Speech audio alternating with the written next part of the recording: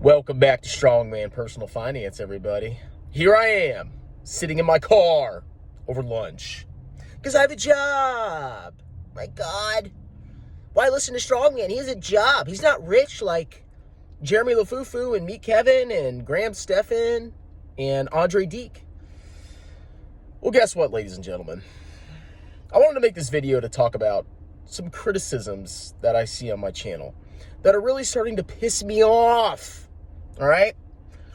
The main criticism that I always get is, well, strong man, you don't have a lot of money.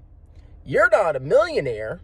And people like Meat Breath or Jeremy or Graham or Andre Deek, they must know what they're talking about because they have more money than you. Well, let me tell you what. That is one of the dumbest freaking things that I have ever heard in my entire life. Now, according to that logic, if you inherit $2 million, let's say you're a total moron, loser, degenerate, clown, you spend all your money on crack and hookers and blow and whatever, and you just happen to have a rich aunt, or maybe your parents were rich and they disown you because you're a loser. Must be a lot of haters on my channel. I make myself laugh. But let's say you inherit $2 million. Oh my God. Even though you're a crackhead, hooker-loving, truck stop-loving degenerate, oh, you're now smarter and you know more about money than Strongman Personal Finance. Well, guess what? That's trash logic, all right? Now, when you want to look for somebody to be your role model for investing advice, you can't look at the dollar value of their account because you don't know how they got their money. Now, if somebody started from nothing or even inherited something and then turned that money via investing into a much larger balance over the long run, not because they got lucky with Tesla, then okay, maybe you should consider that. But you need to look at somebody's track record over decades and decades and decades to really judge who's a good investor and who knows what they're talking about. All right? Case in point, all these freaking Tesla shills solving the truck stop problem. I guess David Lee, I don't really watch his crap. Jeremy LaFufu, Tesla shill. There's a bunch of Tesla shills out there. A lot of these clowns made a stupid financial decision to put the vast majority of their money, some of them did, into one stock, and they got lucky. That does not mean that they are good investors. That means they got lucky and they are currently invested in a bubble. But if you look at their accounts, oh my God, solving the truck stop problem has, what, $4 million, $5 million in Tesla?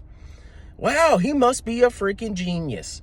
No, people like that are freaking morons. You have to judge somebody over a lifetime of investing. That's where true wealth is built, not in the freaking short term, okay? Now, I'm sick of these freaking comments. Look, I've never sold a single course, and you're really hurting my feelings, guys. I might delete my channel, block my comments. But from my perspective, I've never sold a course in my life. I've sold about 100, 150 books, okay, $5 profit each. And before I raised the prices, it was like $2 each.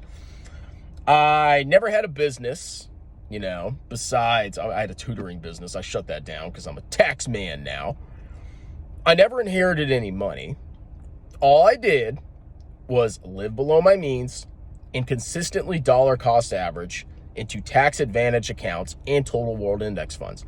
And I built a great freaking portfolio.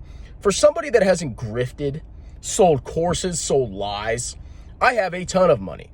Now, if you look at people like Jeremy, for example, most of his money is from courses. 100% or not. I don't even know what he is. Does he have a course? I don't know. I know he has like a Discord and coaching. I don't know if he offers videos. Obviously, I haven't paid for his stupid services because they're freaking rip-off trash. All his money came from selling garbage and selling lies to people. That he can beat the market by buying trash, unprofitable, small cap growth stocks. All right? You look at his actual portfolio returns, and I made a video about it. They're trash. My boring index, which he trashed in a video, and we'll talk about that later, maybe in another video. My boring VT has outperformed Jeremy Financial Education. I have beaten him in investment returns by simply buying index funds. I didn't even know how to buy a stock until March of 2020. That's when I started looking into it, all right? And if you don't believe me, go watch a video where he shows his, I don't know if it's his like private or public portfolio, but all his gains came from Tesla, and every other freaking stock that he's bought, the vast majority of them, have been annihilated. And his total return over time, cumulative return, was like 25%, all right? And he's been investing since, I don't know, he says 14 years investing. Those are trash returns. If you make 25% over 14 years, that's hot freaking garbage, okay? I've made well higher than that. Way higher returns off buying a freaking index fund. Wow. Imagine that. So please stop with the, I know you won't, and I mean, honestly, it's funny to me. It doesn't really bother me, but I wanted to make a video about this. You can't look at somebody that has a lot of money and automatically assume that they're a good investor. They're not, okay? The only way you know is long-term performance. Look at Warren Buffett. Look at Peter Lynch. They actually took money and they made money via investing, okay? These other clowns don't make any money via investing. As a matter of fact, they lose money, most likely, from investing. I mean, Jeremy got 25% in his public account over 14 years, supposedly. And on top of that, you know, he seems to have had like some duds, like GoPro and Nat and a bunch of other trash stocks. But those just seem to disappear. He just doesn't talk about those. So I really wonder what his long-term cumulative return is. Probably freaking nothing, okay? He probably lost money, but he sold a lot of courses. Now, if you want to learn how to be a freaking grifter and sell trash products, okay, Jeremy's a freaking expert at that. I'm not going to deny that.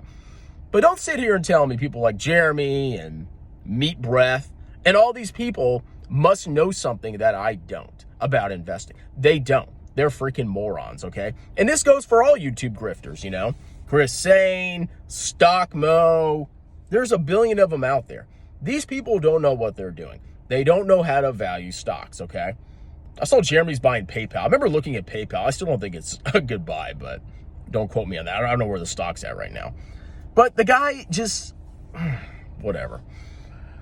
Anyway, you haters have hurt my feelings, okay? I'm going to start crying now.